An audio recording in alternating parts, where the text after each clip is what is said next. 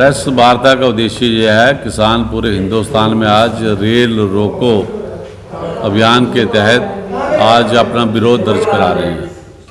और हम लोगों ने भी, हमारे किसान कांग्रेस के प्रधान हैं तरसेम पाल सैनी जी, इन्होंने आज प्रोग्राम बनाया था वहाँ पर रेल रोकने का।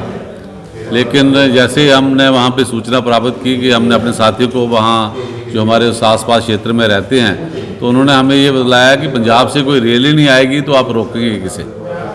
तो सिर्फ फ़ोटो खिंचवाने के लिए हमारे यहाँ बड़ी प्रतिस्पर्धा रहती है कि फ़ोटो खिंचवाने के लिए रेल की तरफ भागते हैं, लेकिन रेल भी तो आनी चाहिए ना।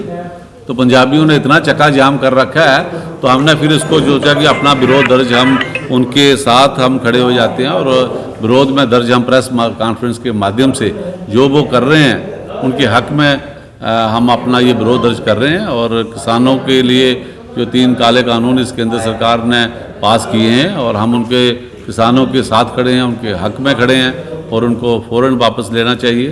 और दूसरा मेन मुद्दा है हमारा जो प्रॉपर्टी टैक्स, हमारे यहाँ एक नई सौगात भारतीय जनता पार्टी की केंद्र सरकार ने इस रियासत में भेजी है, उसके लेकर ये प्रेस कॉन्फ्रेंस है।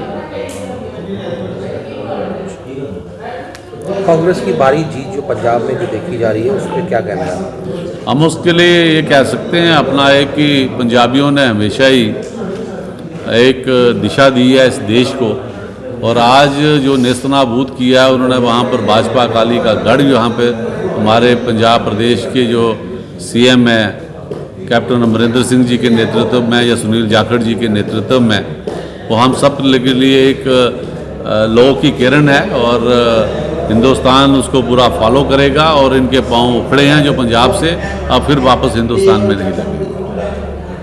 महबूबा मुफ्ती कह रही हैं कि हमको स्टेटहुड नहीं चाहिए, क्या कहना है आपका? हमें अपनी रियासत चाहिए, अपनी विरासत चाहिए और सियासत चाहिए। इस भारतीय जनता पार्टी ने 3 चीज़ें हमारे यहाँ से गायब की हैं, रियासत, विरासत और सियासत। रियासत जो हमारी महाराजा हरि सिंह जी ने हिंदुस्तान में जो विलय किया था, हमें जो विशेष अधिकार मिले थे, और इस रियासत की खूबसूरती, यहाँ पूरे वर्ल्ड का जो टूरिज़्म था, पूरी दुनिया के लोग यहाँ पे जो आते थे और हमारा एक नाम था पूरी दुनिया में, उस रियासत की पहचान जम्मू कश्मीर लद्दाख की जो आइडेंटिटी ख़त्म करने की उन्होंने साजिश की है, हम उसका विरोध करते हैं।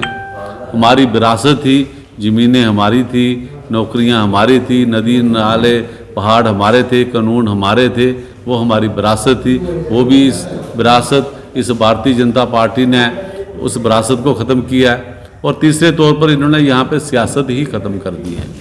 सियासत को एक नया रुख इन्होंने दे दिया है, धार्मिक उन्माद, धर्म के नाम पे, जात के नाम पे जो लड़वा रहे हैं। लोकतंत्र खतरे में है, कभी किसी को आंदोलनजीवी कह रहे हैं, किसी को परजीवी कह रहे हैं। अब खुद पता नहीं कौन से वो, मैं तो कहूँगा कि हमारे यहाँ एक जोंक होती है कि खून ही चूस लेती है, हैं?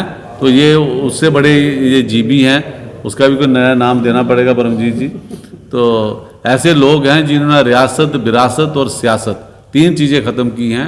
ये तो हिंदुस्तान को ही ख़त्म कर दे। ये तो विपक्ष पूरे मजबूती से इनका मुकाबला करता है और वैल्यूज़ और एथिक्स समय समय पर इनको सिखाता रहता है। अदरवाइज़ इनका क्या एजेंडा है, कभी ना कभी आप देखेंगे कि जैसे आज़ादी के दौरान ये गोरे अंग्रेज़ों के साथ मिले थे, ये काले अंग्रेज़ जो हम पे जो शासन कर रहे हैं, कभी ना कभी ये भी कोई एजेंसी के ही बंदे निकलेंगे। पंकज जी, मैं देश नहीं बिकने दूंगा, ये नारा था भारतीय जनता पार्टी, क्या कहना है आपका? इस वक्त क्या हालात हैं हिंदुस्तान के? आप देखिए कि देश नहीं बिकने दूंगा और देश नहीं झुकने दूंगा, 2 नारे थे।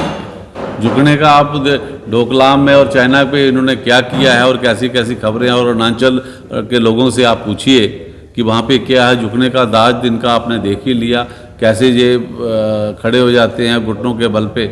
और दूसरे तौर पर आप देखें कि बिकने नहीं दूंगा, कौन सी ऐसी चीज़ है जो इन्होंने नहीं बेची।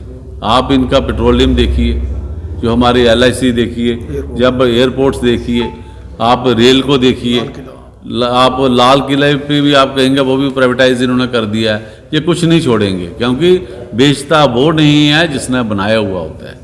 ये इन्होंने ना तो कुछ बनाया है, ये बेचने के लिए आए हैं।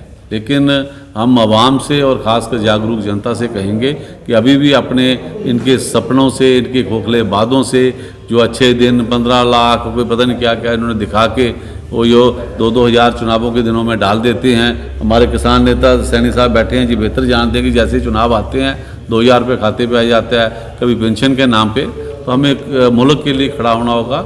ये मुल्क को आज़ाद हिंदुस्तान इसलिए हुआ था कि हम दुनिया के अग्रिम देशों में अपनी गिनती करवाएंगे। इसलिए नहीं आया था कि पेंशन लगेगी तो मैंने मुल्क को याद करवा दिया 2-2 हज़ार डलेगा। तो हमें सब इन चीज़ों से अपने आप को बचाना है और लोगों को जागरूक करना है, ताकि आने वाली नस्लें, आने वाली जनरेशन्स ये ना कहें कि जिस समय ये सारा उत्पात हो रहा था, जिस समय देश तबाह हो रहा था, जिस समय इस देश को लूटा जा रहा था, जिस समय इस देश को बेचा जा रहा था, उस समय विपक्ष जो सोया हुआ था, चाहे जो लोग अपने आप को अग्रिम पंक्ति में समझते थे, वो घरों में बैठे हुए थे। तो हम सब इसलिए ये आंदोलन की राह पकड़े हुए हैं, समय समय पे अपनी बात आप लोगों से रूबरू करते रहे हैं। और मैं भारतीय जनता पार्टी के जितने भी हमारे चुने हुए नुमाइंदे हैं, या जिन लोगों ने उनको वोट किया है, मैं आपके प्रेस के माध्यम से उनको भी एक बात कहना चाहूँगा कि कहीं भी आपके वो नुमाइंदे नज़र अगर आते हैं कभी कभार, तो उनसे ज़रूर पूछिए ये प्रॉपर्टी टैक्स, ये दूसरे टैक्स, ये तीसरे टैक्स जो आप यहाँ आमदा हैं, खाली प्लाटों पे भी, मकानों पे भी, दुकानों पे भी, जो बिजली प्राइवेटाइज कर रहे हैं, या बाकी चीज़ें जो पेट्रोल डीजल का आप देखिए, डीजल 90 और 80-90 पूरे 100, जो एक बच्चे का कभी पोइम बचपन में गाते थे, वो वाली पोइम इन्होंने सार्थक कर दी है। अब इनका शायद अगला टारगेट हो 200 तक पहुंचाने का। लग रहे हैं तो सारे विपक्षी दल जो हैं वो एकजुट होकर क्यों आक्रोश नहीं कर रहे हैं? नहीं, आप देखिए कि जो प्रमुख विपक्षी दल है इस रीजन में, वो तो कांग्रेस पार्टी ही है। और हम लोग समय समय पे जो आपके सामने रूबरू हो रहे हैं, ये भी हमारे एक किस्म से विरोध करने का एक संजीदगी से और लोकतंत्र में अधिकार है कि आपके सोशल मीडिया के माध्यम से हर लोगों को असेस रहता है, उस सोशल मीडिया के माध्यम से हमारी आवाज़ उन लोगों तक पहुँचे और एक हर एक के मन के अंदर एक बलबला उठे कि मुझे भी अपना विरोध दर्ज करना चाहिए, चाहे वो ट्विटर के जरिए हो, फेसबुक के जरिए हो, कोई ब्लॉग लिख के हो, या व्हाट्सएप के जरिए कोई हम अपनी जो बात आपसे कर रहे हैं इसको फैलाएं। ये भी एक नए, एक मॉडर्न इसमें एस्पेक्ट में एक नए तरीके हैं। और हम कोई भी ऐसा तरीका नहीं छोड़ना चाहते हैं कि जिससे हम सरकार का ना घेर सकें। और हम पूरे मुस्तैदी के साथ और पूरे एक दिल के साथ, जितने भी इन्होंने यहाँ पर काले कानून जहाँ लाए हैं, उनके विरोध में कांग्रेस पार्टी खड़ी है। मेरे प्रदेश अध्यक्ष जनाब जी मीर साहब और उनकी पूरी टीम, आप देखते होंगे हर ज़िले में, हर ब्लॉक में हमारे ब्लॉक प्रेसिडेंट रविंद्र पाल सिंह नीटू जी भी, ये भी समय समय पे अपने हर गली मोहल्ले में जहाँ जहाँ भी अपनी बात रखनी होती है वहाँ रखते हैं। और हम अपनी आवाज़ को जनता की आवाज़ के साथ सुर से सुर मिला के हम इनके सारे कानूनों का विरोध करेंगे और हम इस पे पूरे तरीके से कामयाब होंगे। क्या